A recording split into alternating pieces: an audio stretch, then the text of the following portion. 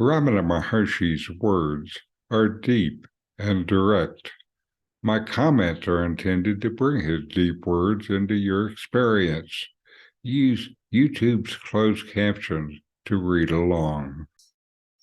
Ramana showed that all paths, including the indirect ones like karma, bhakti, and yoga, must be respected and even be embraced in order for the seeker to be ready for the direct path of self-inquiry.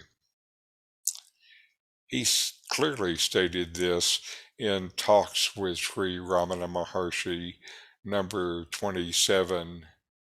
These are what's recorded in Talks. If, however, the aspirant is not temperamentally suited to Vichara Marga, self-inquiry, he must develop bhakti, devotion to an ideal, maybe God, Guru, humanity in general, ethical laws, or even the idea of beauty.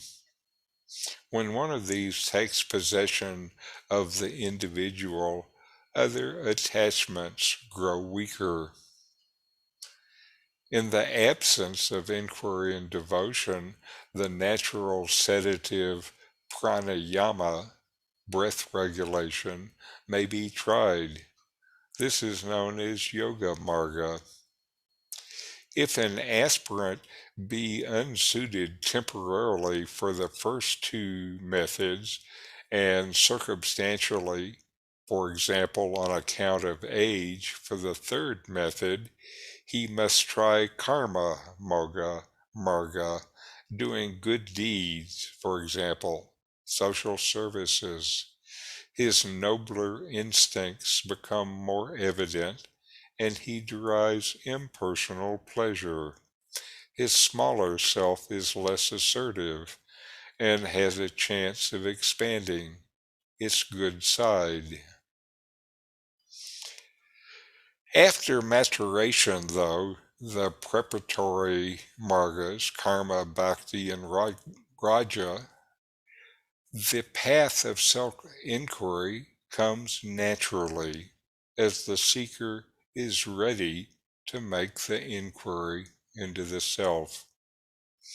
A blend of various paths is needed since the capacity of seekers differ depending on their temperament, natural inclination, or their present level of understanding. These four yogas naturally lead the seeker through the practices. When the seeker is purified through karma yoga, he naturally develops love for God, and spontaneously bhakti appears. When they mature in bhakti, then mental discipline and meditation comes naturally. When these mature, the seeker finds jnana, self-knowledge and self-realization seems to appear. It seems to appear, but it's always been there, just covered over with false ideas. These yogas, practiced with dedication, perseverance, and devotion, will open the doors of self-inquiry. The problem with many Westerners is they want to jump up to a high practice like Jnana Marga without preparation, and they just get stuck.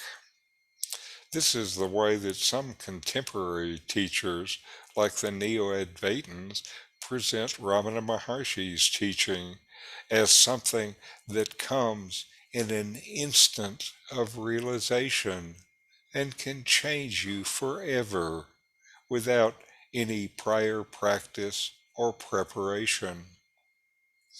What I noticed talking with people I knew like this while I lived in India is they may have had a high moment and then couldn't sustain it. It came in a flash. Maybe they held it for a bit, then it went away. They reported being happy when the teacher was there and they were listening to them, but they couldn't repeat the experience when they were away from the teacher, since he had not given them a practice they could continue with to sustain and develop their experience. I want to present the essence of instruction. I want to open your understanding of these four paths. It may be that you are one of these stuck at some level. So instead of jumping up, you may need to practice these preparatory paths. It also may give you a perspective on your own spiritual journey. Whatever is your practice, it's important that you open yourself to its experience, not just the mental knowledge of it. It is from this experience and resultant self-knowledge that spiritual growth and practice happens. Thanks for watching. If you enjoyed this Ramana Maharshi video, subscribe, like, and send me a comment.